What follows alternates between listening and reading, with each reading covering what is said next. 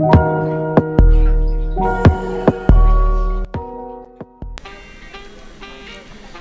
Everyone, welcome to my channel good job CCR.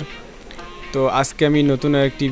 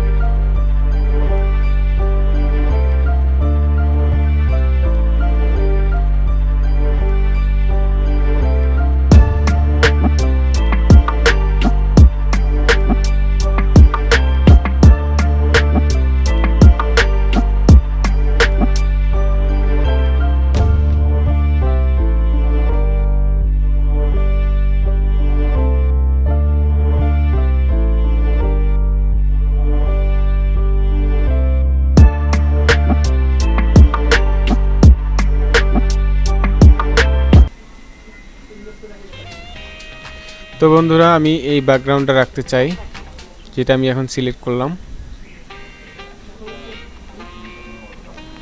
এই ব্যাকগ্রাউন্ডটা রাখবো। রাখার পরে এখান থেকে ব্যাকগ্রাউন্ডটা কিছুটা আমি ব্লার করব, কিছুটা ব্লার।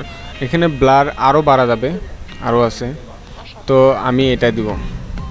পিছনটা কিছুটা হলে বোঝা যায় যে আমি চেঞ্জ করলাম। ওকে, তারপর এখান থেকে দেখেন, এই আমি যে পিকচারটাতে কাজ করতেছি, এখানে ডাউনলোড অপশনে ক্লিক করব, ডাউনলোড ইমেজ।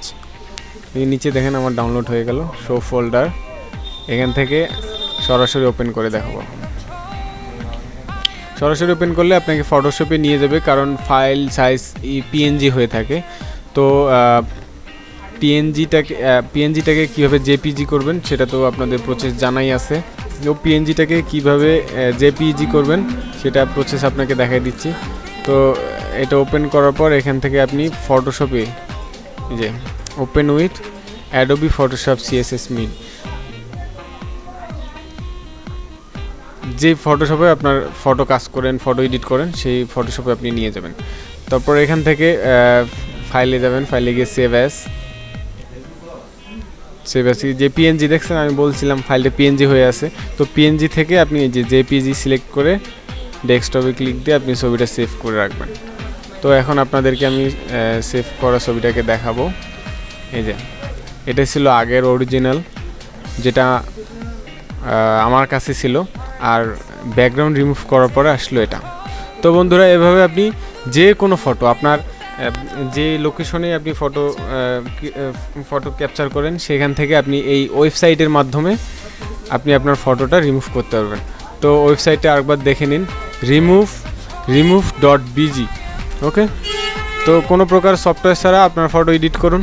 তো ভিডিওটা যদি ভালো লাগে অবশ্যই আমার চ্যানেলটাকে সাবস্ক্রাইব করবেন।